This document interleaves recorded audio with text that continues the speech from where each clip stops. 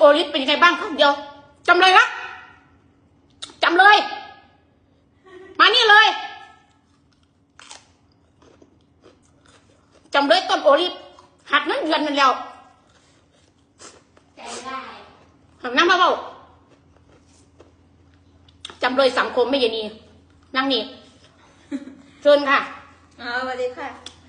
เขาบอกคนตั้งคือหักเงินเดือนไม่เป็นหนักเนาะไม่ใช่นี่หักกันเดือนเอาหนูก็รู้เนาะหนูก็ว่ามันหกเฮี้ยนนะหนูก็ตัดออกคนบ่เห็นหนาคนบ่เห็นหนาคนบ่เห็นหนาเอาไว้พวกฟังเปิดหัวใจมากจากเคนนาไม่ใช่นี่ก็รู้เรื่องเลยเปิดหัวใจเข้ามาค่ะจากเคนนาคนหัวใจเขามาเด้อถ้าฉันเขาบ่เห็นหนาเขาเด้บ่เห็นหนาเด้หนูเห็นว่ามันหกเฮี้ยนเห็นบ้านนั้นเห็นประตูทั้งหลังวันนั้นมันเป็นกระจกกันบ้าเวลามันเปิดไปมันเลื่อนบ่ได้มันเสร็จบ่ได้ดูเป็นเทศกระจกเมื่อนั้นคิดแต่ละ2-3 มื้อละบ่ได้คิดยังแต่ติดบอกมันนี่นะว่าเพิ่นกดหัวใจให้เธอเพิ่นเห็นบ่บอกเอาว่ะเพิ่นเห็นหนาเนี่ยเลยบอกว่า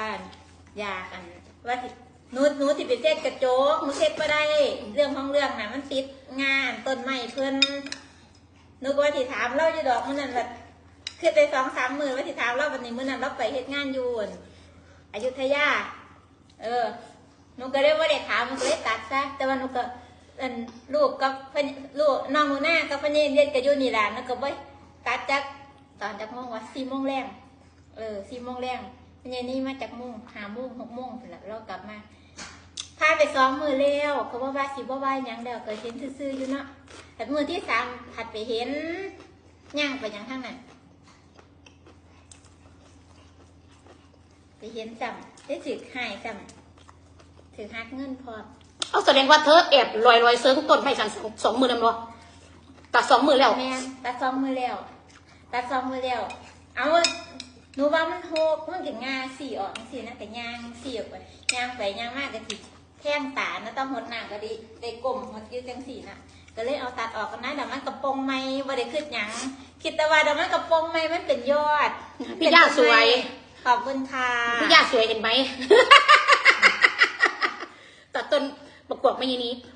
ความรู้สึกเป็นยังไงไม่ยันนี้หายหมดคืนกว่าน่ะเป็นยังนี้ให้น้ำต้นใหม่อันนั้นหายอีหลีนวะ